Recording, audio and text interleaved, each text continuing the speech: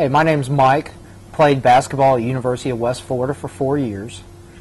Throughout the week, we usually play between 1 and 3 games a week. So whether we played at home or on the road, we'd be traveling those days. Typical week would be classes, 8 in the morning till about 1 in the afternoon. Then from 2 o'clock to about 5 o'clock, we'd have practice. And then after 5 o'clock, you usually have maybe one night class a week. So we go to one night class. During game or during season, we would usually, if it was a away game, we would leave the day before.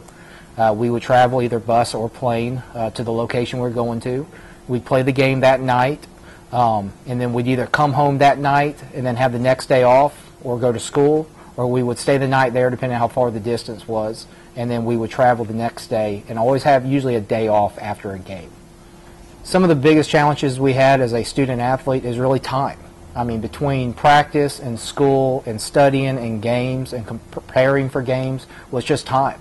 And you really learn how to manage your time. And that's kind of one of the biggest advantages of being a student athlete, is just learning how to deal with that and learning how to manage your time and your schedule throughout the entire year.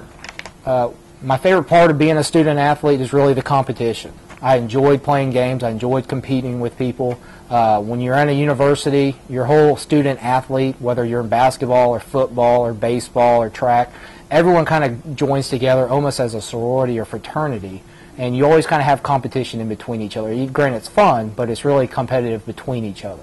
So that's probably the biggest challenge, or the biggest, advice I had for there is just, basically manage your time and enjoy being there. Advice I'd give to seniors or juniors that are in high school that are considering coming out to play college basketball: one is concentrate on your strength and your speed. That was one thing I noticed going from high school to college. That was a huge difference. Is in high school you always had 1 or 2 players that were real strong or real fast. In college, everybody's that way.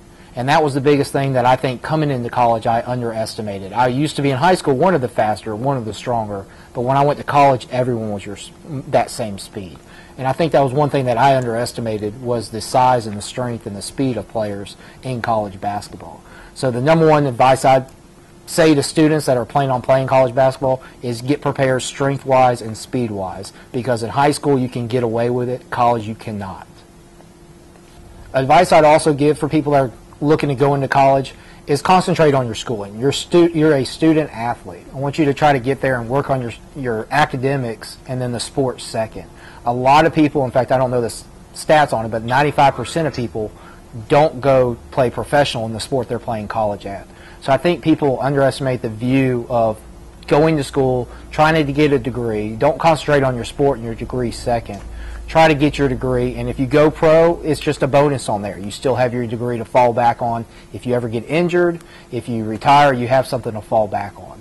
But I think a lot of people go into college thinking that I'm going to go pro, I don't need to go to school full time, I just need to get enough credits or GPA to make eligibility so they can keep playing. And I think that's a major fault that a lot of college athletes do, is they try to just get the grades to get by and then play the sport. But you really need to focus on is your school and then your sports second.